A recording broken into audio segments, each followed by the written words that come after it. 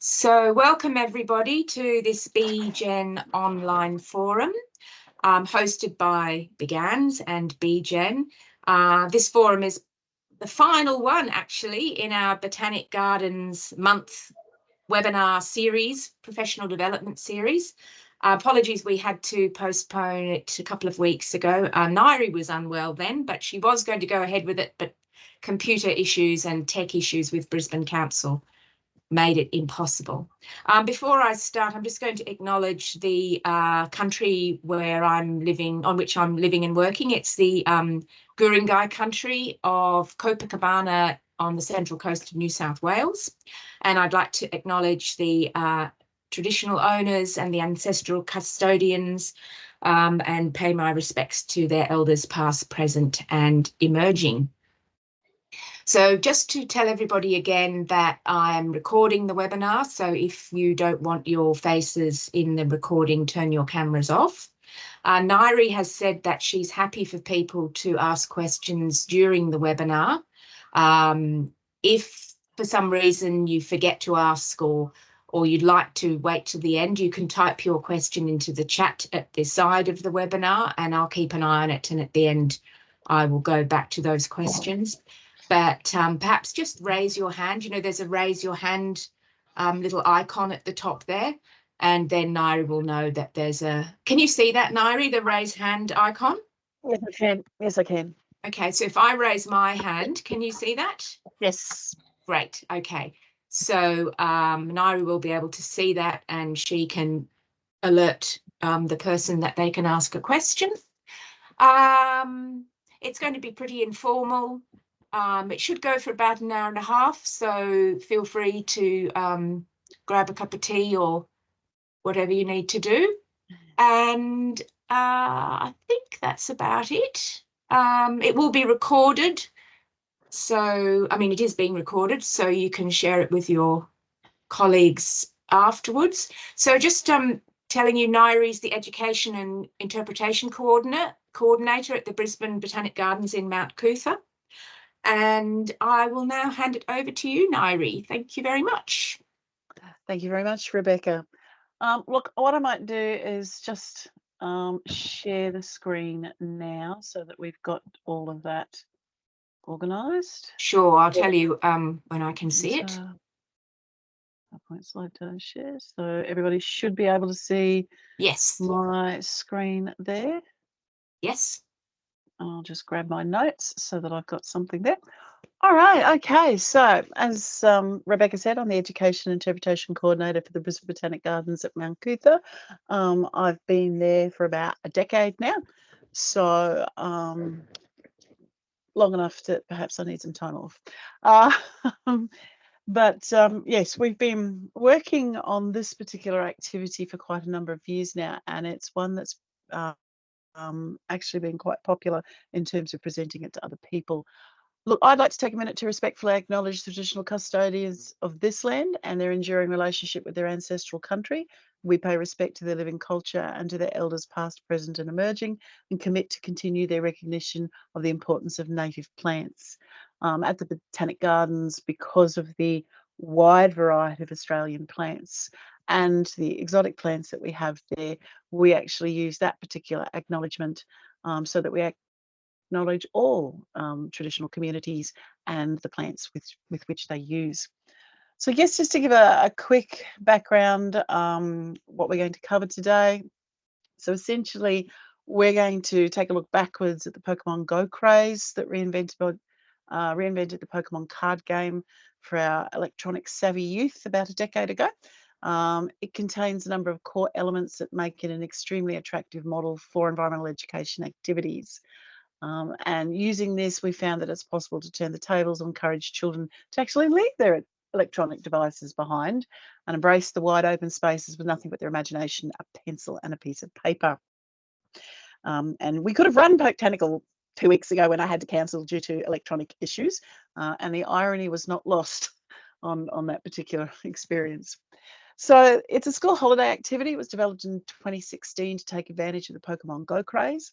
And at its basic level, it involves children, generally between 5 and 13, exploring different areas of the Botanic Gardens with a map in search of a range of plant and animal species found living there.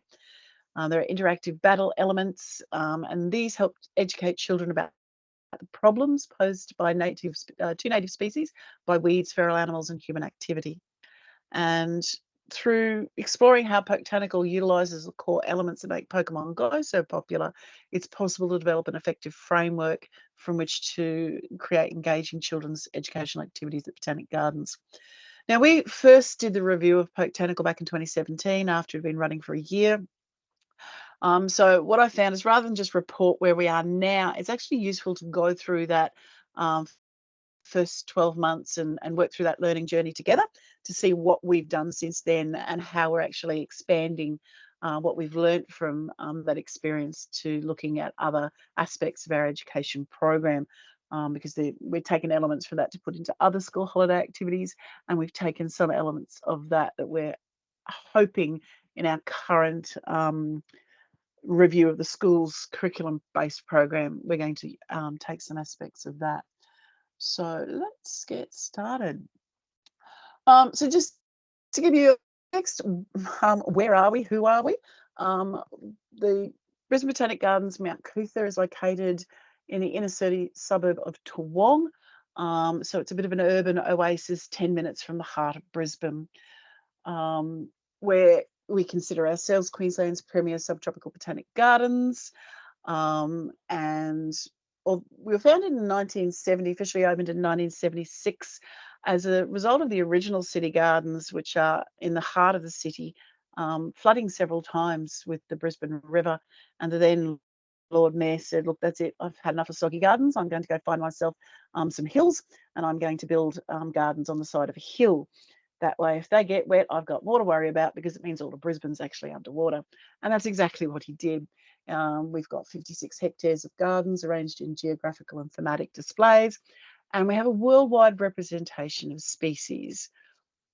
Currently, we're experiencing, thanks to the COVID sort of boost, over 1.4 million visitors per year, and that's probably a good underestimate, because we can never manage to seem to keep our counters working properly. The ants love living in them.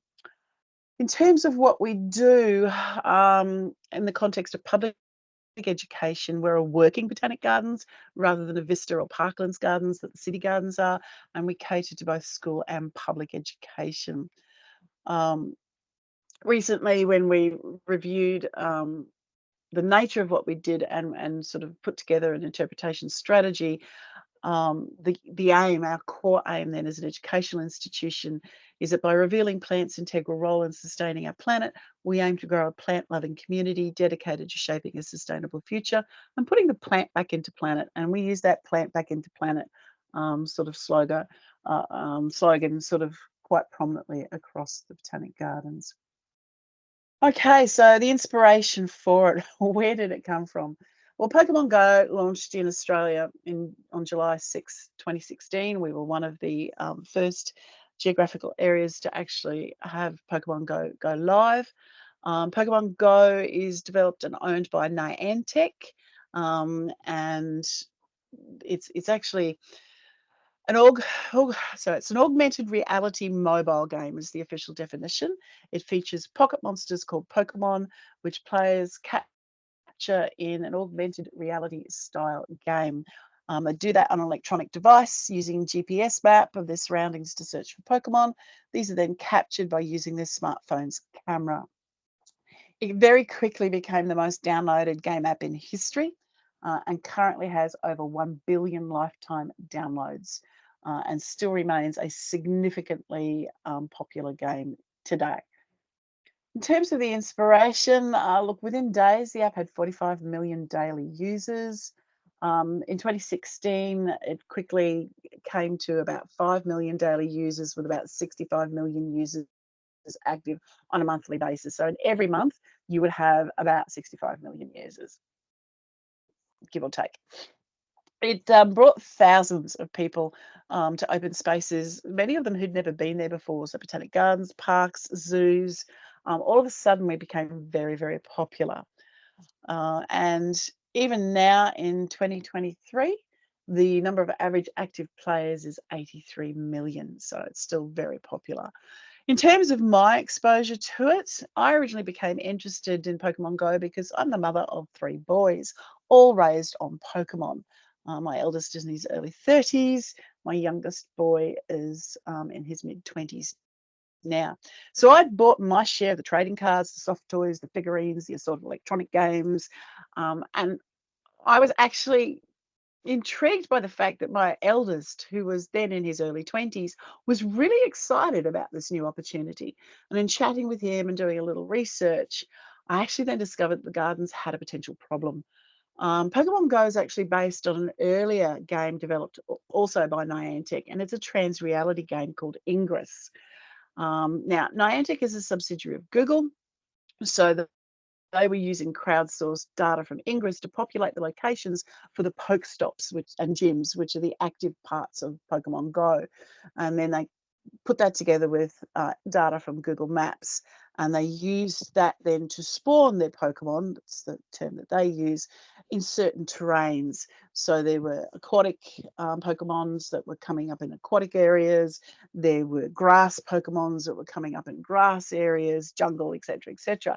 And of course, being a Botanic Gardens that had all these different terrains in close proximity to one another, we were actually an ideal location for Pokemon Go to be held from their point of view. So when I checked out Ingress, at that point you could actually go and find a map of the Ingress sites. I found that we had these stops and gyms liberally sprinkled throughout the Mount Cootha site. Unfortunately, some of them are now in the middle of garden beds. There were a couple of problematic ones that were in the middle of our lagoons. So Pokemon Go was going to be using the same locations. And if it was going to be as popular as I had a sneaking suspicion it was going to be, then we were going to be in a lot of trouble, because I can see a lot of young people up into sort of the early 20s, etc., suddenly turning up and expecting to go to a Botanic Gardens, most of whom probably hadn't been here before. Duly warned my curator about this. He raised an eyebrow and said, "Do you really think this is going to happen?" And I said, "Hell yes." And that proved to be exactly what did happen. We got lots of people going places they shouldn't. But then I'm sitting there going, we've got to be able to make use of this. We've all of a sudden got an audience that we don't have the ability, or hadn't previously had the ability to contact. There's got to be a way of capturing them and actually getting them to stay for us at the Botanic Gardens. And then I met my interpretive goddess. So Anna Turcott, she's a laureate keeper at Birmingham Zoo in Birmingham, Alabama. She produced the sign that you see on the screen at the moment. She recognised the same potential in Pokemon Go that I had, that online and or gaming trends could be used by interpretation developers to spark interest in educational activities. But she got herself organised before I did, and she had these fabulous signs go up.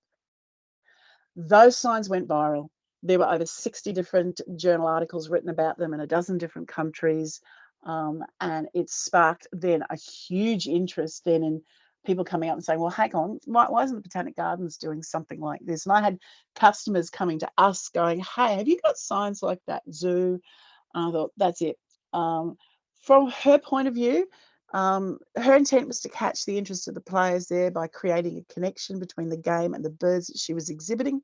She wanted the zoo to be relevant to these new digital natives, and she wanted the zoo to be seen as not being boring and outdated, which is something that in the circles we'd already been discussing.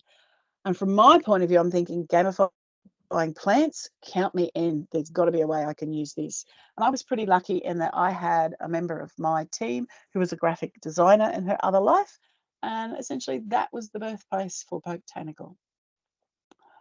All right, in terms of who we're targeting and what did we want to achieve with it?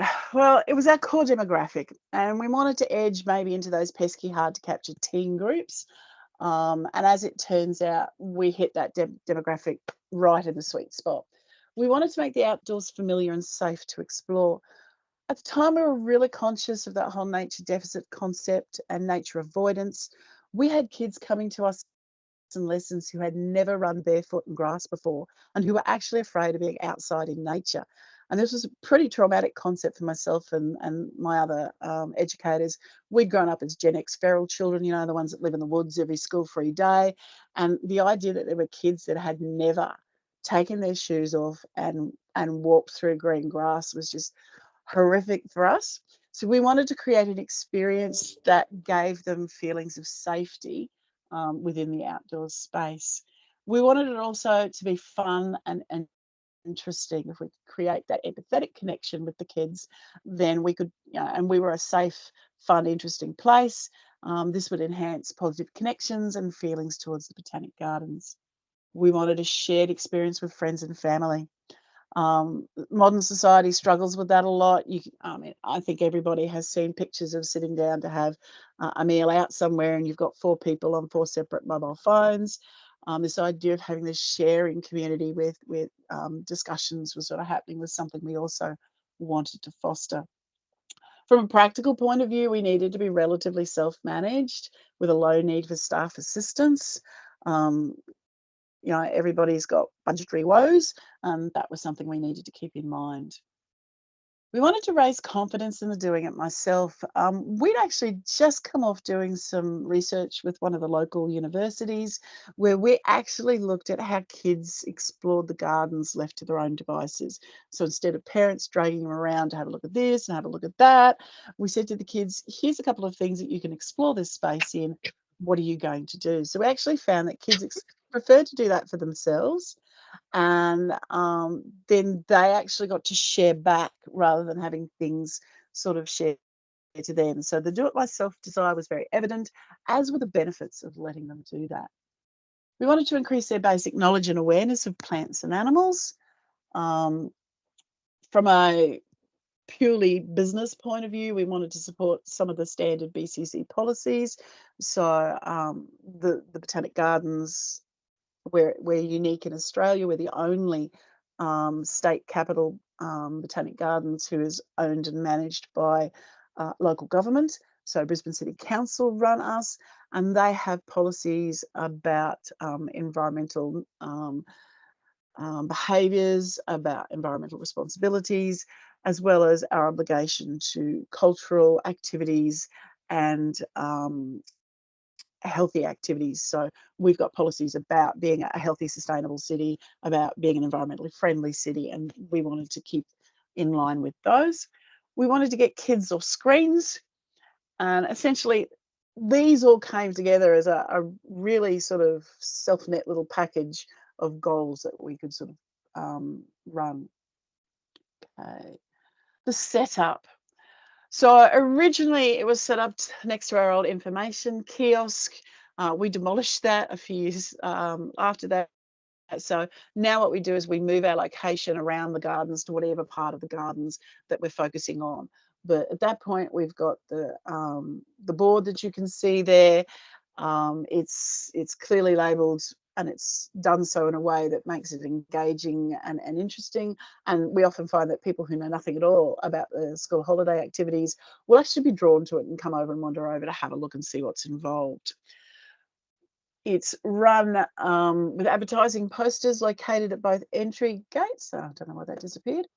So that we can, on site, so that we can direct them to where we are, and that has continued even though we don't have the point. We don't actually have the game point at the front of the gardens. Obviously, we also advertise online, but when you're in the gardens, we try and make it very easy for you to find where we are. The game elements are clearly displayed on that cloth board. It's basically people can come up here and read how to run it, and then essentially kind of do it themselves. We always have the table with everything there, so it's all set up in the one place. And we started with only one staff member sort of running it, but we actually had so many people turning up to this, hundreds and hundreds at a time. We've actually had to put 2 staff members on it, and they're basically there to facilitate people getting started, getting what they need, and actually sort of going out to do things then. So playing the game. So your players have to sign in, and they're given a map that allows us to track how many people we've got out there at the time and how many will then be returning to us for their goodies at the end of the process. explain the rules of play in small groups, just to save on time. And the game time frame is clearly explained. You do need a block of time for this. It's usually a couple of hours, and for that reason, we sort of need to explain that to people because they're going to have to come back to us. We recommend a hat, water, sturdy shoes. That's just for people's protection. It gets very hot up here in Queensland. And we request for the playing cards and pencils to be returned at the conclusion of gameplay. Obviously, we don't want to have to keep handing those out.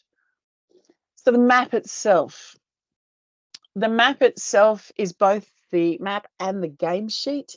So on the other side of that is actually the particular things that they will be looking at. It's got notes there on how to play it again, and it's got information there on how to battle.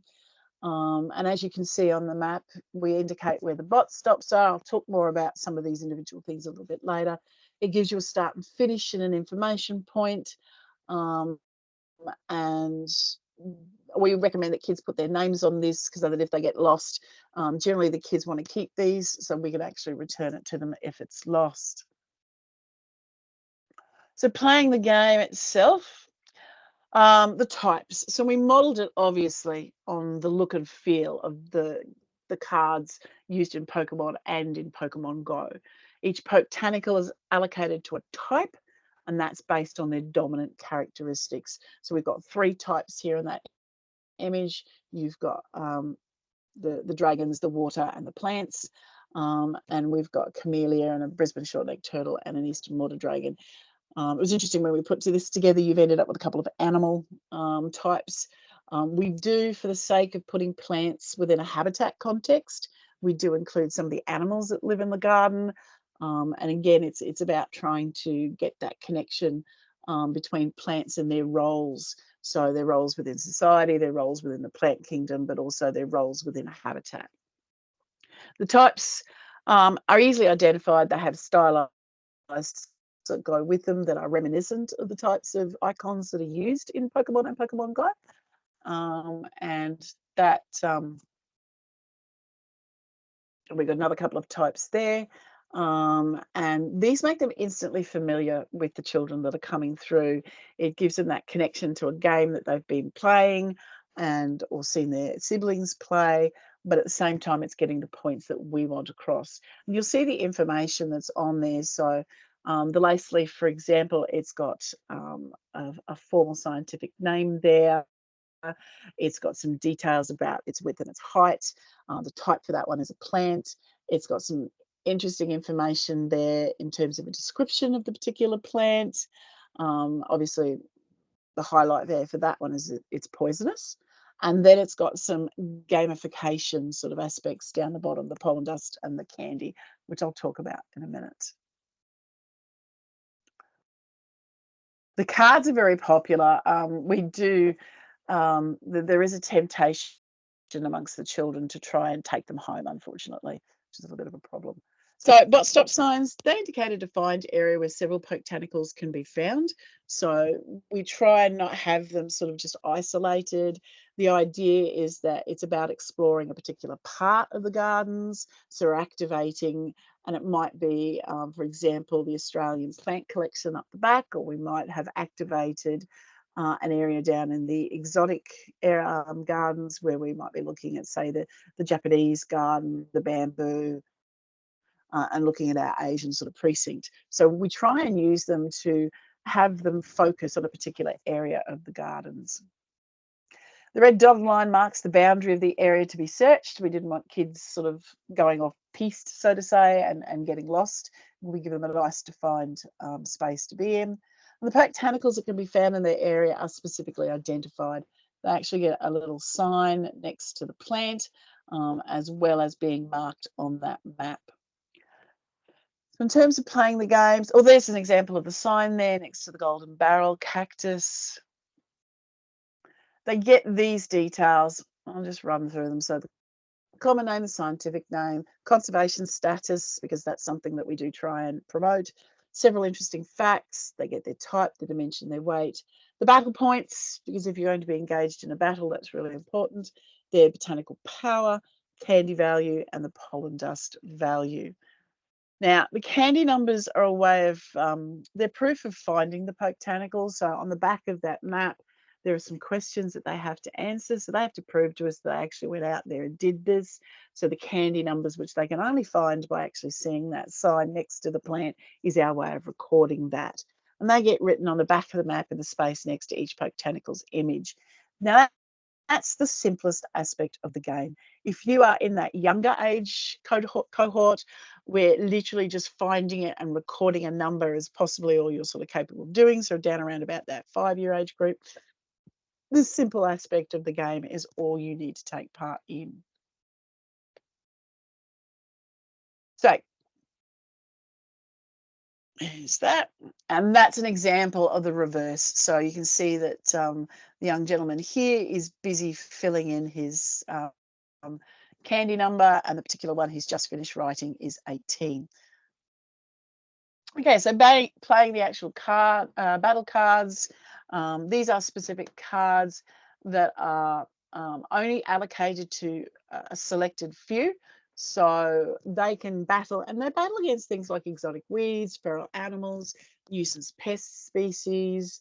I think we've also tried one that's it's currently in production, where we're looking at maybe your soil. You need to have healthy soil. So is there something that you need to do to sort of add, I think what we're going for is adding nitrogen or adding potassium.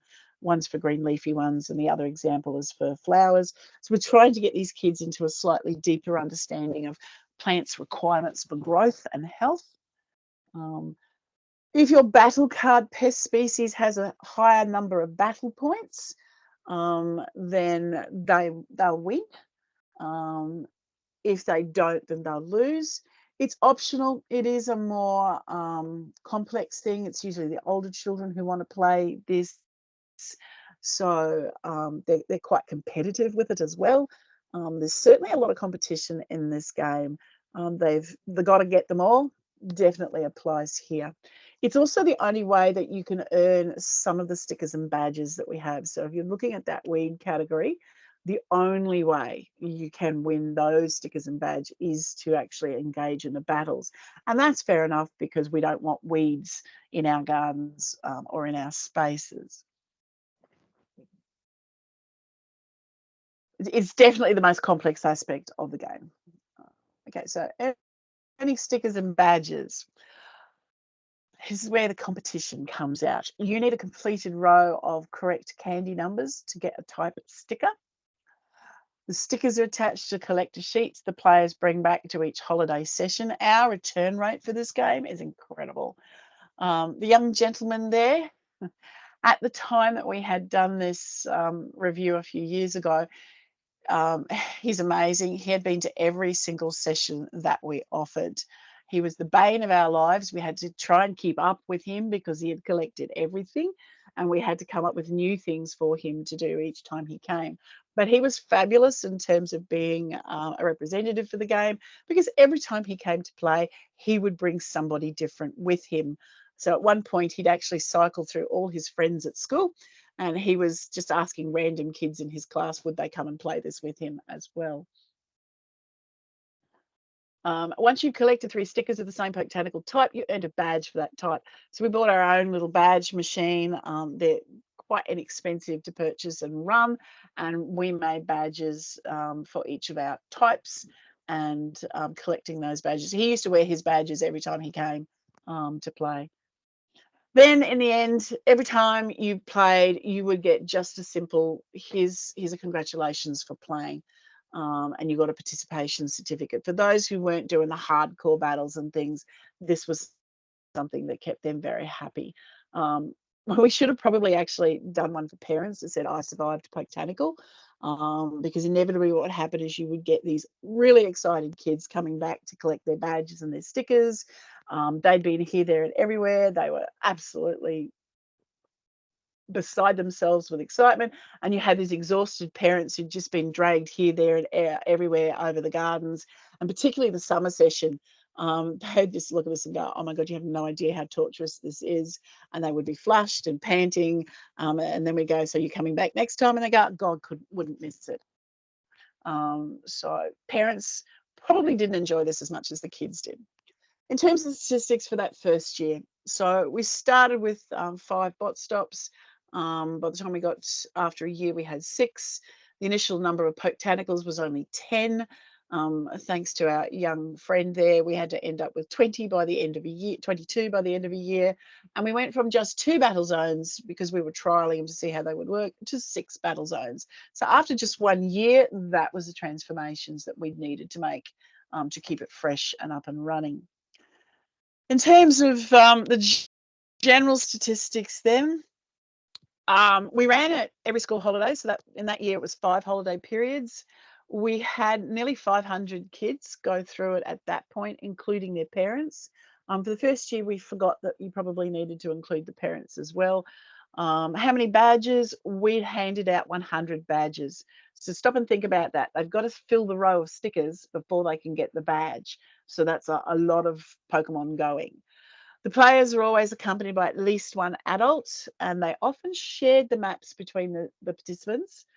So if you had a family of 2 or 3, they'd often just take the 1 map. So total participants, there were probably close to 1,000 during that period. We distributed 1,600 stickers. So again, a fair number. We were concerned at first about did these guys go in the bin? But parents actually started coming in and showing that the kids were actually pinning these to the walls in their bedrooms so that they knew how many that they had. So it was something that they were actually keeping and not throwing away. There was a significant percentage of repeat visits by players. It got as high as between 25 and 30% in some sessions of people who had actually been before.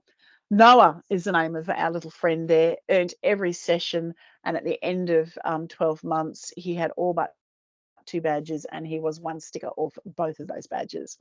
The age ranges were generally true to that 5 to 12 demographic. And if you looked more closely, it was the 7 to 10-year-old age group that was the most common. There wasn't a significant difference between gender, so it was approximately about 50% of each. Our youngest player was Sophie. She was 3.5 and came to several sessions.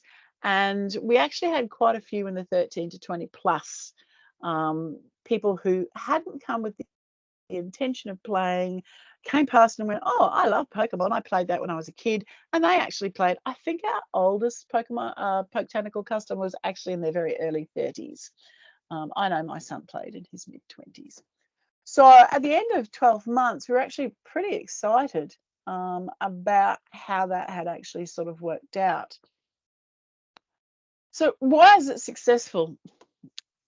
Luckily for me, around about the time I was pondering that for Botanical, there came out a report that was analysing the success of Pokemon Go. So I was actually able to look at what we had in common between them. Look, it draws some familiarity and nostalgia. So Pokemon Go benefits from the fond memories that many people have playing Pokemon as a kid or as the parent of kids who did that. Players too young for the original craze, missed out on that, but saw their siblings playing on it, their older siblings, and they wanted to jump on this bandwagon and not miss out. Many of the kids who were playing were actually considered by their parents to be too young to officially play Pokemon Go. They didn't want them on the electronics. So this was actually seen as a much safer alternative, still gave the kids that Pokemon Go feeling, but was not that electronic device. So when you look at the demographic profile of a Pokemon Go player, more than a third were in that 16 to 25-year-old age group, obviously the group that had been playing Pokemon. And that's about 15% higher than the average online franchise. So most of them had been playing, Pokemon Red, Blue, or Green at some point. Females, again, we tracked closely to the gender things for Pokemon Go. The gamers there, about 43% of them were female, which is significantly higher than the average gaming franchise. And that was certainly what we saw for us with the kids. It attracted both boys and girls. They both enjoyed it. At heart, it's a simple treasure hunt, and treasure hunts are really appealing to a broad range of people.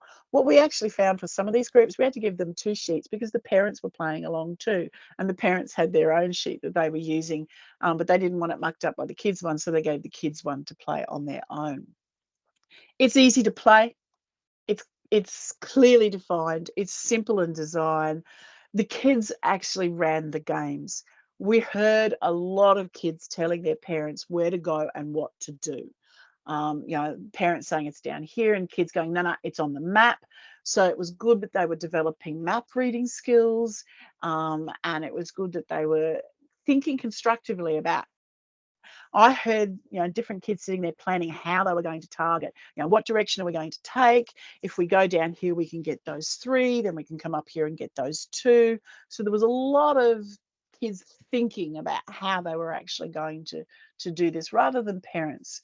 They're allowed to roam at their own pace, and just wander around the gardens and do what they wanted. Quite often they'd start at 10 o'clock, they'd do a little bit, they'd go have lunch, they'd have a bit of a sit down, and then they'd finish it off, and then they'd come back and claim their stickers, etc. So it was something that was very family friendly in terms of you could do the bits and pieces when you wanted to.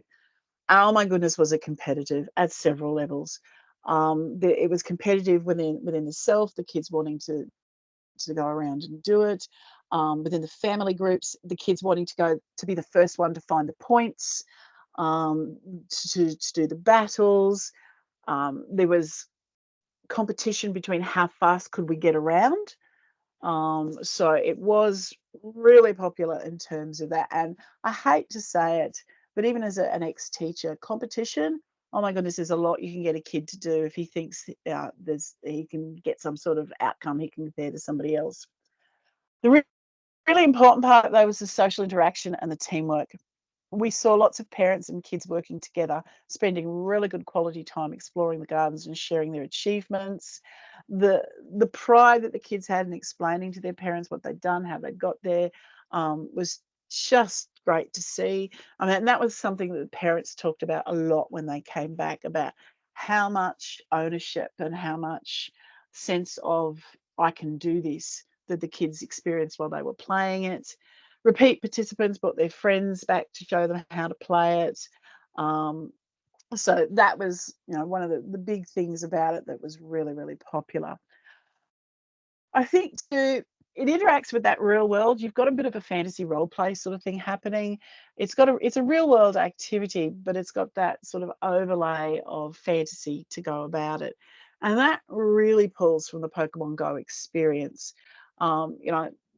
Talking to the designers who had done that, this idea that, instead of just trading cards and playing a game, that you could actually be a Pokemon trainer, that you could actually, using your electronic device, roam around the backyard, imagining that you had your Pokemon with you and you were doing it. And that aspect of that fantasy part of it is actually one of the big reasons why it was popular. It has that element of surprise. As you can see here, as the kids were wandering around, they would interact with the animals that we had. They would often stop to talk to the gardeners about what was happening in that area of the gardens. And they got a lot of information, additional information over and above the cards and things from talking to the gardeners about that section of garden. There was always something new, so we would rotate the space that we were using. So we might have been down the front of the gardens one school holidays, the next school holidays we'd go up the back of the gardens. In fact, we noticed that the poor old Australian rainforest section, which a lot of people tended to walk straight past and not notice, a lot of our feedback came with, oh my goodness, I've been coming to the gardens for 5 years and I've never actually noticed you had an Australian rainforest. That was lovely. I really enjoyed that experience. It was really good at activating those parts of the gardens that didn't get a lot of visitation.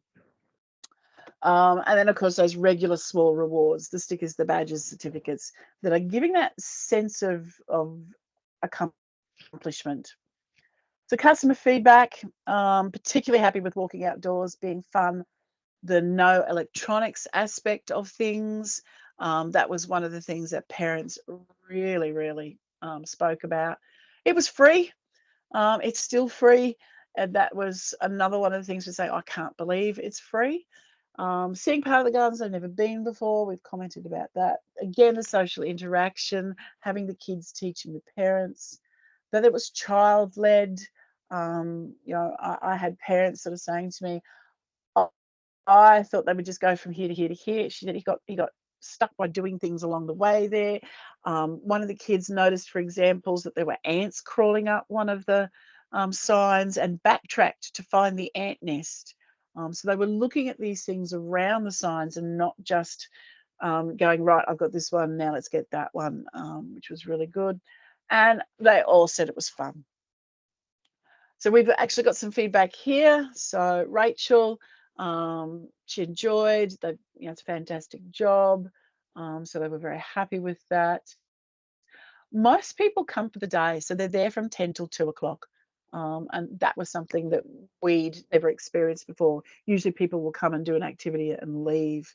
Again, botanical hunt, love the bot stops, very simple to follow. They learned so much. Don't think we've learnt this much in our regular walks before. It was such a fun way. And he took his badge certificate to school for show and tell. We had lots of parents reporting that they went to show and tell. So at that point, you know, where to from here? Where do we go from here? What were we going to do with this? What were the lessons that we'd sort of learnt for that? For us, for Pokemon Go itself, obviously the participation rate dropped from the heady days of early 2016, but they stayed relevant by doing updates. They added new Pokemon, they introduced new gaming techniques, and I think that's one of the reasons why they still have millions playing globally. For us, we wanted bot stops in specialist areas or less accessible parts of the gardens.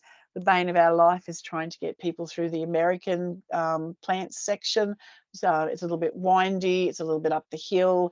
Nobody seems to be interested in American plants. So having something that was in there and looking at the pines that we have in that section was something we wanted to do. Special events. So we looked at, can we link it to something like Halloween or even Pollinator Week? Our Australian Plant Communities area is one of the thematics in that space, is the megafauna. So we were looking at making connections with that. We wanted more strongly defined environmental actions. Now that we knew that that actually worked, we were going, well, what specific things could we start looking at there? And that's where that soils and soil health was something that we were looking at, and we could go, you know, getting to think about, does your garden at home have lots of things living in your soil? Are there earthworms? Are there little beetles? What other things are there? You know, is your garden mulched? And we also wanted to look at the human action impacts as part of these battles as well, to get them to think about how people and people's interactions with plants have consequences. So that's exactly what we proceeded to do. What have we done since then? In 2018, we created a special games arena format. Why is that disappearing? And that linked us to Brisbane hosting some of the Commonwealth Games events. So the kids were able to do many sort of Commonwealth Games via Botanical. For that, we had 8 new arena contestant signs. We came up with 8 new playing card species, 4 games arena cards, and new battle rules. So we said, for example, water types could only play water types. And I imagine that in a few years' time, when it comes to the Olympics, we will revamp this and do it so that we've got something that's in keeping with that.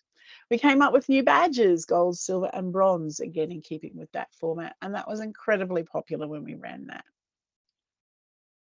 We came up with some new areas and types. So obviously we installed a physic garden, so we started looking at what healing plants that we could have a look at, and we had a new legend thing. So we wanted to look at some of our rare species. So Wollemi pine obviously went straight into our legends. We had Bethany from our physic as one of the 5 new healing species, and they got a specialist spot stops and battle zones and a location badge for the APC. The reason for that, the APC, we're on a hillside. The APC is at the top of the gardens. It's a brisk 15-minute walk up there, and not many people do that. We do have car access, but that's not available on the weekend. It's actually closed on the weekend. So we desperately wanted to try and get that open. We ran this in conjunction with a little festival that we run. And it's all around Australian natives gums. It's called Gumfest, and that worked particularly well because it really encouraged them to come up and explore through the gums to see what was going on in that space. So by the end of 2023, so I prepared this particular presentation for BGEN's presentation in February. So all our data ends up to the school holidays at the end of 2023. So originally, remember, we started with 5 bot stops. We've now got 7. We went from 10 botanicals. We've now got 44. And we went from 2 battle zones to we've now got 8. Now, given that in that time, we actually had to take a break with it like everybody else when we all had COVID. We actually had to shut the gardens down and we weren't doing anything. So we weren't actually running any sessions between 2020 and 2022. So the first new session we had was actually in September 2023.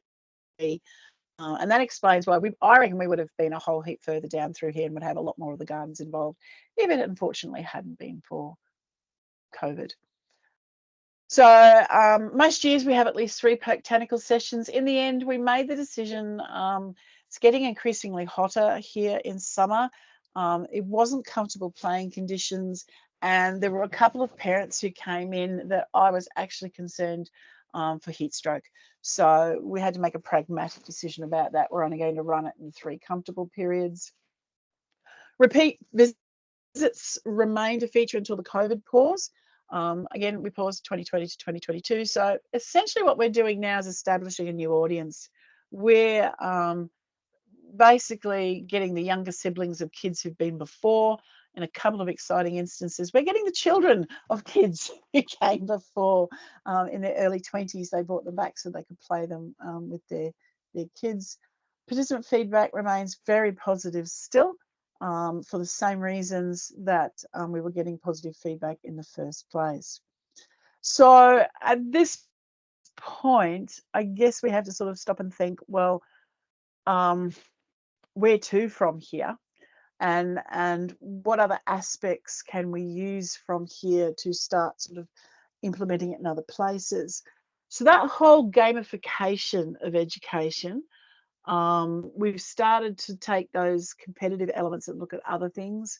So we're using that hunting game process where kids are out there making the decisions themselves, making the choices.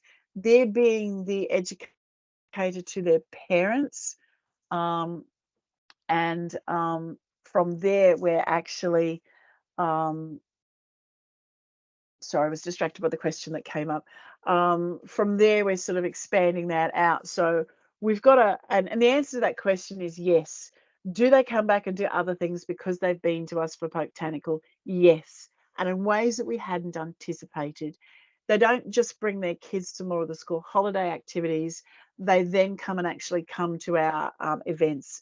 So people who've come to Botanical then turn up at Gumfest, or they turn up at Shakespeare in the Gardens, or they turn up at our Pollinator Week. And the parents who are there and having a chat with us find out about our adult workshop program, and they start coming to our horticulture program, or they start coming to our botanical art program, or our tasting workshops. So does involvement in this expose them to the wider activities that we do and bring them to that? Absolutely, it does. I don't have a concrete measurement for that, but certainly as one of the presenters of some of these workshops, I'll have people say, hey, I came to Botanical, I'm really glad I got to come to this now. Or I'd recognise a parent that I had seen doing Botanical. So that definitely is something that happens. So an example there, those game elements, we've got a school holiday activity called Chocolate at Risk. We base that partially in our kitchen in the garden, and the kids get to make chocolate chip cookies and a hot cocoa. It's obviously done in winter, but then they go up into our tropical dome where we have a Theobroma cacao and a vanilla plant, and they look there at how those plants are threatened as species by climate change. We look at the unique history of Theobroma cacao. They talk a little bit about pollination issues, because cacao definitely has pollination issues. And we have little bits and pieces of information set up. And again, it's about the kids exploring that space and looking for the answers and answering their own questions. And when they come back, they get a little expert sort of certificate that says that they're now an expert in Theobroma cacao. And of course, the reward part of it is not just the certificate, but then going back and making the hot chocolate and that. The cost for this, look, it's a little cost intensive to set it up. Once you have it set up, there's virtually no cost but wages cost to run it.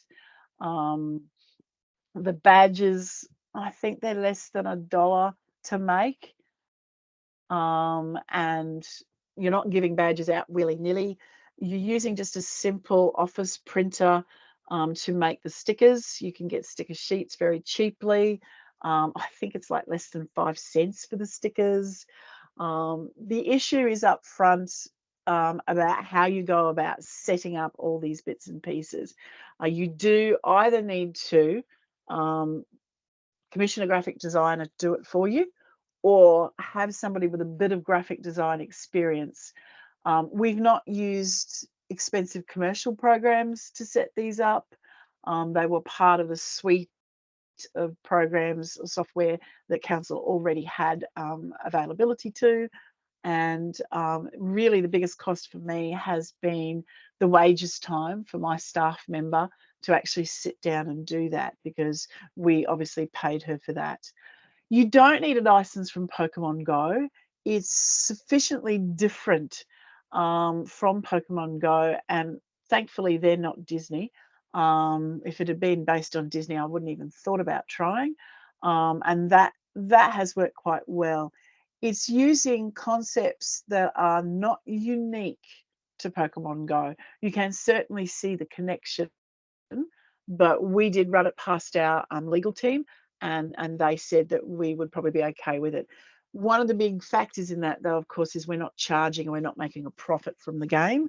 And Niantic have generally been pretty good where they don't care if you're not making money from it. If anything, doing Botanical actually then could give them access to people that might not have played it before. So they weren't worried about that. We've got, with our school holiday activities, we've moved now towards a hub experience where we have a collective theme. The one I'm putting together at the moment for this coming June, July, the winter hub, we're going down to our temperate plants area, which doesn't have a huge amount of people visiting it. And we're going to focus on the concept of why do the leaves in that part of the garden fall? What's the point? What's the purpose of them colouring their leaves? What is the role and function of the leaf in a plant? So we're going to have some simple activities. So we'll do some leaf rubbings, and from the leaf rubbings, they'll be able to have a look at the veination, and we'll have information about the different styles of veination.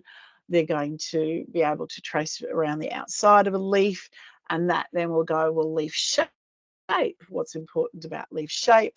One of the trees that's involved there is a rare species, so we're going to talk about the advantages of age and the history of that particular one, and then we're going to compare it to, well, how are the plants that, and we use gum trees, how are these temperate leaves different to our gum trees? Why do gum trees not leave their leaves?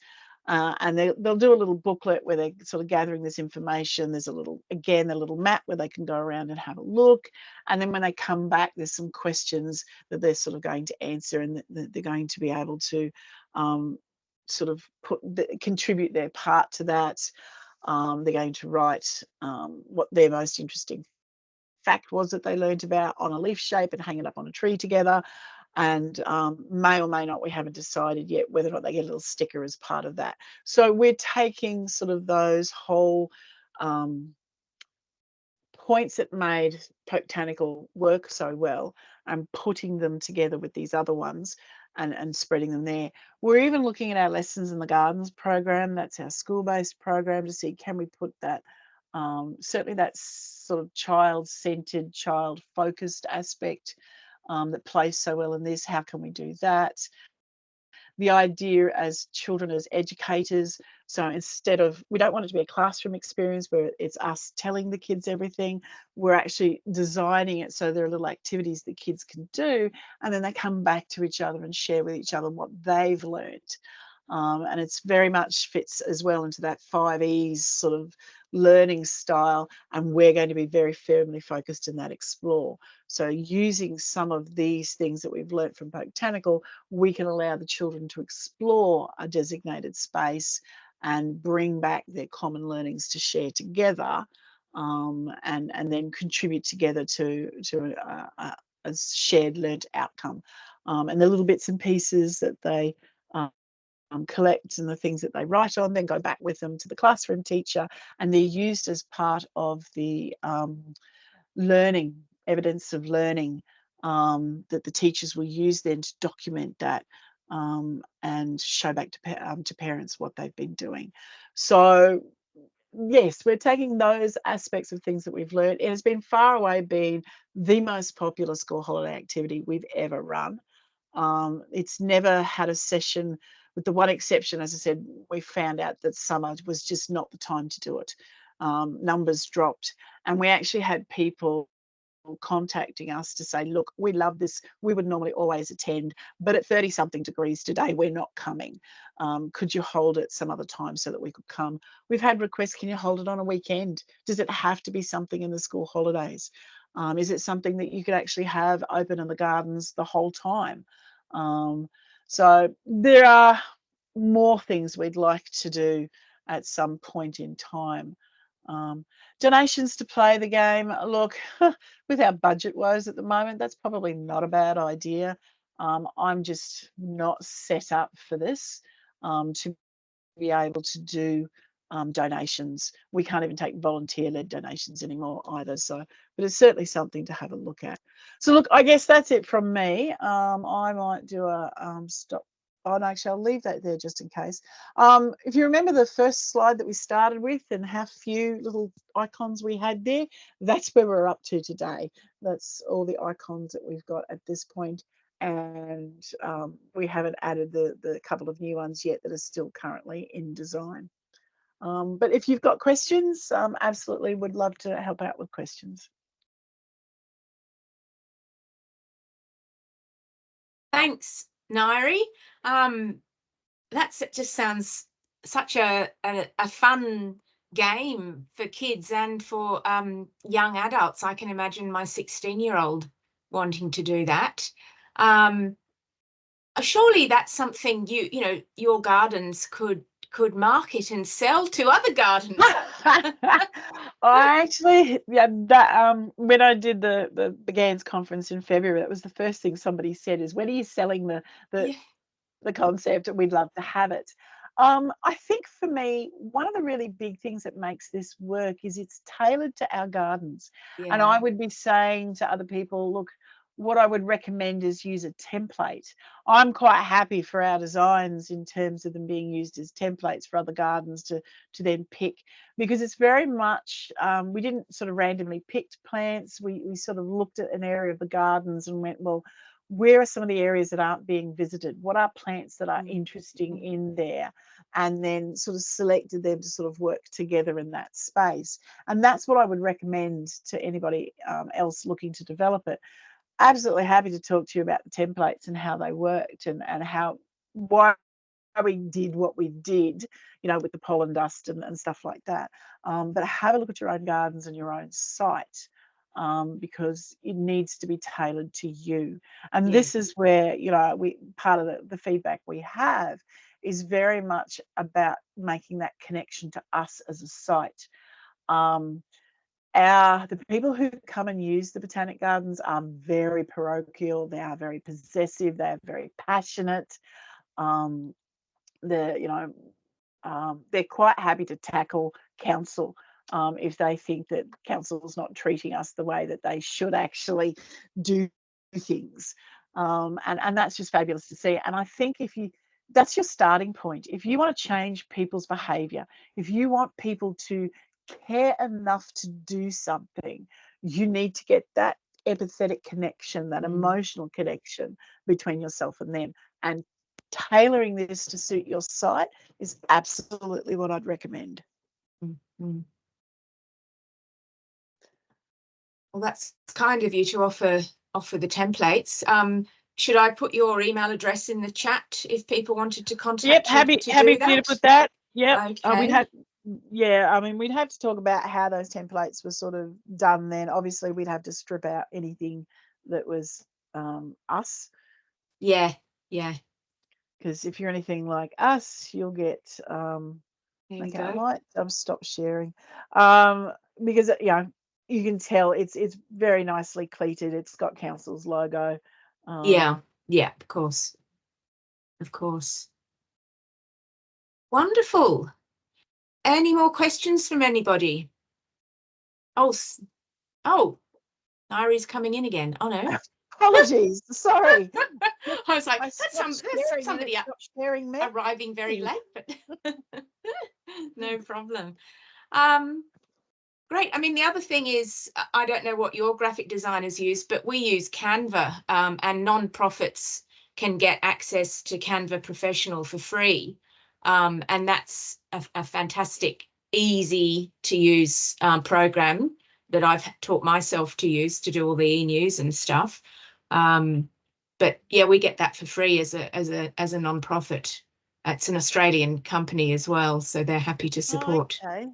Yeah, that would certainly help, and it might, that will come down to file compatibility. So, and quite often, some of those digital files you can do. How do I explain it? You can convert, so you can convert, say, a .ai file into something else, depending on what's being used. So that's certainly something that can be looked at. Yeah. So really, your basic equipment is a printable bit of paper, and we only made them core flute signs, so the signage itself is not expensive. And what are the cards? Are the cards sort of childproof? Well, are they laminated or? They're just laminated. So again, it was all printed out using just an office printer, and then cut up and laminated. So we've kept, the actual component parts of it individually as cheap as we possibly could. We do get the vast majority. We probably get about 95% of our cards back. Like I said, sometimes kids are prepared to lose the sticker to keep the card. And then they get guilty and they'll bring back a handful later. I forgot to return these. The stickers are cheap to produce. The badges are cheap to produce. I mean, it was a couple of $100 for the badge maker. And if you have a look out to see whether they're on special, it's, and then I think we've replaced the badges just a couple of times, and you can buy the badges as separate components. When you make them, again, you're just printing them on a piece of A4 paper, putting them on the badge face, and then putting the badge, sort of creates the badge over the top of it. So it is as cheap as chips to run. Your biggest setup is in the time it's going to take for you to go, how am I going to put this together in my garden? What plants am I going to use? Sounds like a good project for a student. Or a volunteer. Yes. So that would be the other thing. I mean, most of us, I think, have volunteers with a very wide sort of previous experience, and somebody in that space. In fact, if it wasn't for the fact that at my gardens volunteers don't work with children, they're not allowed to work with children. They choose not to. Oh, okay. They choose not to. And because they've chosen not to, there's a very clear demarcation between obviously what the education team does and what the volunteers do.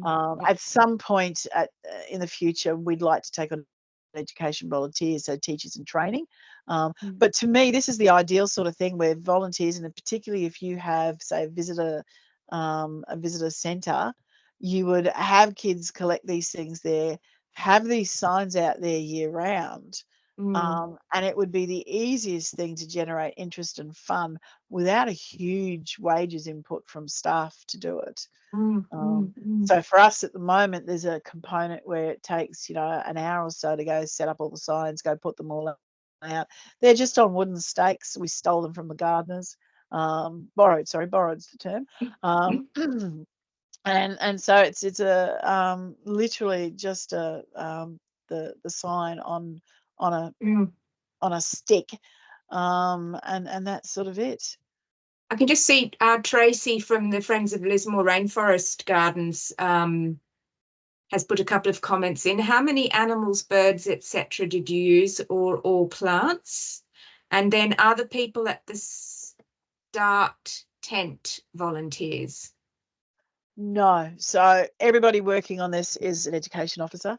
As I said, our volunteers won't work with children. They do family groups, but so even if there's a parent with the children, anything that specifically is targeted at kids, they won't do. They will allow children to accompany parents on their guided walks. And interestingly, now that they've started moving and assisting me with festivals, for example, I had several that were helping out with Shakespeare in the Gardens, and we had a make and take tent, and they were happy to help out there, but they were under the supervision of one of the education officers. So it's just, I think, that preference, the way that they were set up originally. I'm hoping as we go into a younger demographic in terms of our volunteers, that we can encourage them to sort of work out in this space, because I'd love to run this thing 24/7, 12 months of the year. In terms of the, I'm not off the top of my head, can't give you the animals versus plants. They are substantially plants. Our interpretive strategy is very clear in our directive. We have what we call the hero plants. So the plants must be the hero of the activity. You must have predominantly more there. You can bring the animals in when you're looking at a plant's role in a habitat or in an ecosystem. So we do have them, and we have them in there strategically, because I guess all of us working in botanic gardens know that often plants aren't sexy, they don't sell. And sometimes you need those animals there to sort of help do that. But we have tried to keep the animals that we use to a minimum, and we use them in specific circumstances where, yes, one of the things we're looking at is that habitat sort of concept. So often school holiday in spring, our activities are focused around that interaction with pollinators and things like that. So I know there's a native bee that's one of the things that we use for that reason. I mean, it's also harder to pin an animal or a bird down. Well, I was going to say that's the other thing. I mean, the plant, usually I can guarantee that the plant stays there.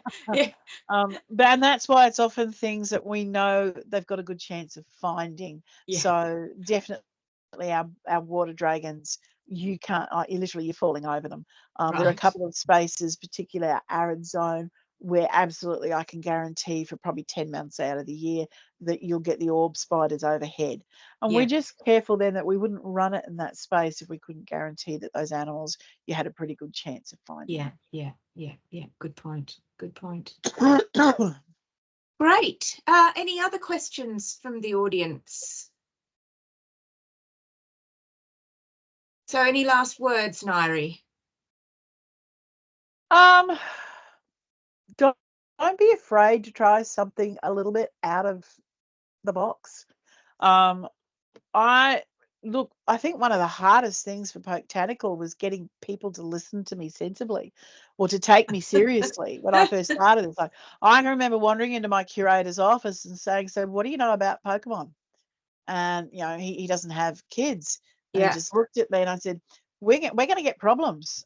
Here's why I think we're going to get problems. And I went through the list. I said, my son's 20, whatever he was at that point. I said, this is the first time he's suggested coming to have lunch with me on a weekly basis. It's not that he's really discovered a love for me, I'd actually discovered that one of the bot stops was right outside my office. So it wasn't me he was visiting. Luckily for me, there was a bot stop right next to the cafe as well, which meant that I could have a more comfortable lunch. Good. But and it was very interesting because Pokemon Go itself did bring a huge number of, I mean, you could tell they were there for Pokemon Go. They were wandering around staring at their phone, and then they would Yeah. jump up and down and get excited and go running off somewhere, and they would talk animatedly to one another. So we had all these sort of tweens, teens, and early 20s. And then, they were in the middle of our garden beds. They were sort of pushing mulch around. One of them fell over a ledge somewhere because he was walking through the garden bed, not looking where he was going. We had a heap of WHS reports because somebody walked into a cactus because they weren't looking. And it was a bit Right. yeah, well, yes. And I'm just sitting there going, you're walking around one of the most beautiful botanic gardens I've come across. You've seen not one thing that's here that's real. There's got to be a way around this. We sent this to Comms to say, Comms, we think this is a good idea. Can I get approval? And Comms actually said, yeah, no, we don't think that's going to be a thing. So I had the joyous experience of sending an email back saying, I think it's a thing. I think if you don't have kids, I think if you didn't have kids, you would never have heard of it. Well, look, particularly if you hadn't had kids that had grown up through Pokemon. Like, I've got 4. My daughter's 10 year, she's 7 years younger than my youngest son. She never lived through that Pokemon red, green, sort of yellow and all those other things. Yet she was really keen on this because it was something that she could share. And I think it's that sharing part of it. The fact that the kids are in control, they're making the decisions, they're doing the bits, they're collecting something from them. I've had people come up to me at the end of this going, I thought I was just going on a walk. I thought the kids were going to play a game. I've learnt so much, and I didn't know I was learning something. And that, I think, has been the unique thing about this. They are expecting it to be a game on the part of the kids, a walk on the part of the parents, and they came out with, we had a fun experience that was educational too. And this is where I think once they've done that, that's what's brought them back to their other things. We always made sure that we had posters advertising our workshops and our other experiences there. I had a teacher who did Botanical and then actually came back and brought her class back to actually do lessons in the gardens. It changed the way they saw the gardens in terms of it being an educational place to go rather than somewhere to take their friends for a picnic or go for a walk. And that's the bit there. So, I mean, you don't have to take the whole botanical experience. It's those elements of it that made a success that you need to take from this. Kids are competitive. Make use of that. Gamifying your plants, making it a challenge, having it the kid-centered part. I mean, I don't know how many parents could not work out the instructions, which is why the kids were sitting there telling the parents, you got to do this, you got to go here, you got to do that, you got to collect these things. And the confidence in their voices and the absolute, when they came back, they were so proud of themselves. They'd done this, they completed this, and you could sit there and say, hey, what was so interesting about that barrel cactus? What did you like about that? It was, it's got needles all over itself. It can defend itself against insects like that, or animals. You can't eat it, and so they then, and then sharing it again afterwards. It's just user friendly, and that's what I think an educational experience for kids should be: user friendly. Yeah. Well, thank you very much, Ngaire. There's been some very positive comments then, and you might get some people in touch with you soon. So I will circulate this recording to the people that have registered. I had one woman email me while you were talking to say that she had trouble with the sound and would like the recording. So I'll do that. So thank you everybody for attending, and again, apologies we had to reschedule, but yeah, thank you for attending this last webinar of Botanic Gardens Month of May, and thank you very much, Ngaire, for giving up your time to do this for us. No worries. You put my email. You put my email on there. Definitely. I did. If you've got questions, if there's anything else that on how we've applied this elsewhere, or if you're interested in having a chat about that research that we did about looking at how children's use botanic gardens, that particular one, we'll probably look at trying to do another webinar about that one, because that research is, we're changing the entire way we do our school lessons based on that research about how children use botanic gardens. No, that would be excellent. And if you're watching this as a recording and you can't see the chat, you can email me. You can reply to the registration email, and I'll send you Ngaire's email. So thanks again, everybody, and see you next time. All right. Thanks very much. Bye. Thanks, Ngaire. Bye. Oh, I think that went off okay. I'm just trying to stop the recording. Here we go. Stop the recording. Stop.